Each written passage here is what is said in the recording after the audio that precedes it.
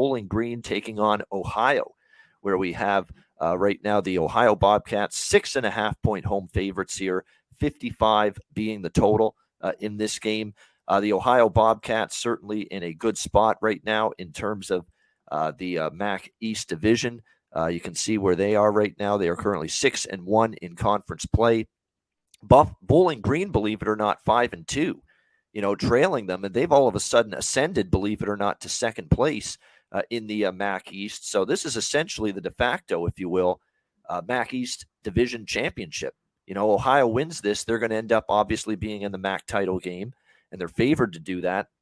Bowling Green, I got to be honest, that the thing that has given them a shot is the shocking, and I mean shocking, upset win at Toledo last week in the Glass Bowl, 42-35, where they had the lead comfortably, blew it.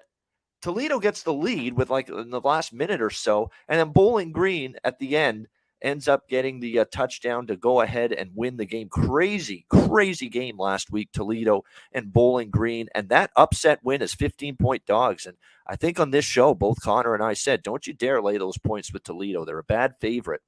And sure enough, they ended up losing the game outright to Bowling Green. So now all of a sudden, this Bowling Green comes into this game, loses a goose, new life, a shocking chance to maybe steal the MAC East title away from Ohio, because if they beat Ohio, both teams end up being 6-2 in the conference, and it's going to end up going to Bowling Green because they beat Ohio head-to-head, obviously. So huge stakes here between these two teams, Bowling Green and Ohio.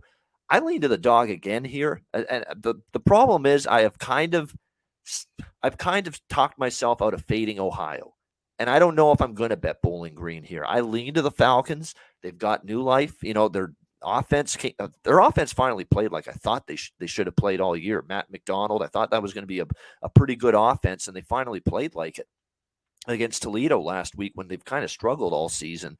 Can they keep that going here? You've got to believe they're going to have to score some points in this game if they're going to have a shot. I'm certainly interested in the over. Again, you always have to check weather, at this time of year. So look at the weather conditions at Peden Stadium, Solich Field, whatever they're calling it now in Athens, Ohio. Make sure you end up checking to see if the weather's going to be okay. But I could certainly envision this being a game with points scored in it. Bowling Green's defense has been lackluster. They gave up 35 to Toledo last week. Who knows what Ohio is going to end up doing here in this game against them. And, of course, another thing you have to keep in mind, too, with this Ohio Bobcats team is the fact that, with that offense, we've also seen their defense actually gradually improve throughout the course of the season. Can they kind of keep that going here in this one? And the all-important question, obviously, is going to end up being the status of Curtis Rourke. Knee injury, of course, a few weeks ago, suffered against Ball State. We're going to have to see, or suffered against Ball State last week. We're going to have to see if he's able to play. C.J. Harris replaced him. That's a huge, huge question mark looming over this game, whether Curtis Rourke will play for Ohio. I think, obviously, if he does play and he's ruled in, you're going to see Ohio money come in. And I would say wait and see if you can get Bowling Green at the best number, because I certainly lean to the dog either way. But obviously, Ohio is definitely a greater risk in this game to lose without Curtis Rourke, who has just been really terrific throughout MAC play. So his status pertinent when it comes to this game. What do you think here, C-Mac? This is pretty much the de facto MAC East Division title game, Bowling Green, Ohio. Yeah, that was a big win for Bowling Green, but I thought that, we talked about that Toledo team is a pretty flawed quarterbacks in and out as well. The big key here with Bowling Green, just on their offense, is McDonald, like you talked about. The guy is just he's had these good games and he's just looked horrible. Picks, it just looks like two different players at times. He's kind of done that his whole career there. Ohio's just been red hot. I get why people maybe don't want to be off. I think they've covered 6 or 7 in a row. Last time they lost October 1st.